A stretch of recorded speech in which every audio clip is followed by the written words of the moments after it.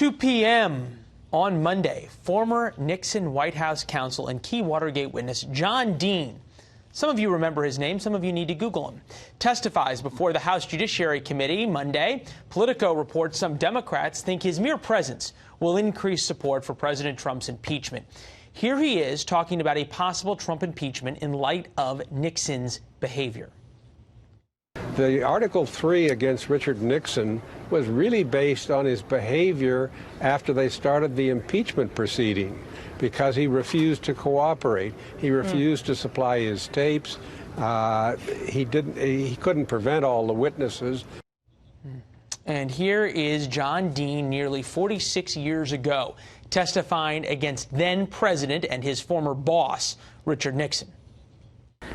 I began by telling the president that there was a cancer growing on the presidency, and if the cancer was not removed, the president himself would be killed by it. All right, here to discuss, former Deputy Assistant Attorney General, good friend of the show, Bob Driscoll. Appreciate it, as always, for you to be here. Boy, if this is the Democrats' first witness in an impeachment proceeding, I don't get it. Do you? I'm baffled. It has nothing to do with Trump. It's ancient history. Most voters need to break open the history books to know about it. I mean, I'm a 50-year-old man, and I was, I think, 5 when he testified. And on top of that, he's a disbarred attorney who himself was convicted of obstruction and destruction of evidence in the Watergate case. So I'm not positive why we should be listening to his legal views. All right, so if you think about the logic as it goes, there are Democrats who want to impeach President Trump. Right. Nothing says impeachment like Watergate. Nothing says Watergate like John Dean among those who are living. Let's call John Dean. What can he testify to? What Nixon did?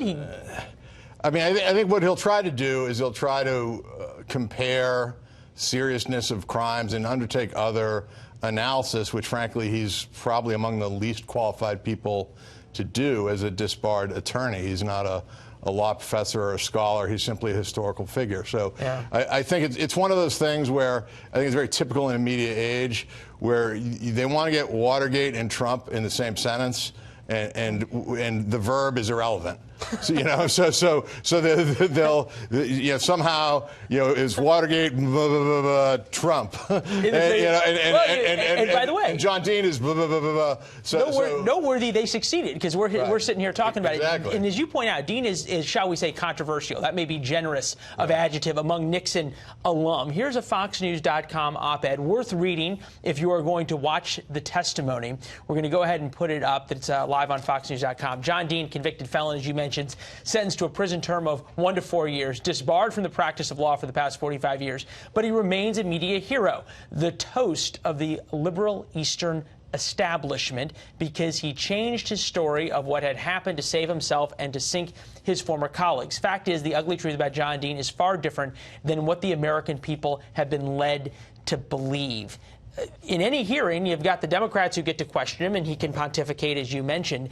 But he's going to have to answer for all of these things to the Republicans, who are certainly going to question him about his history. They will. I think what the Democrats will do is try to make it seem that bring up his past is somehow defending Richard Nixon, what they'll try to point to the Republicans. But I still just don't. I don't see the connection. I don't see how this is what would get traction in today's day and age about this. Undoubtedly, though, John Dean's testimony was damning to Richard Nixon.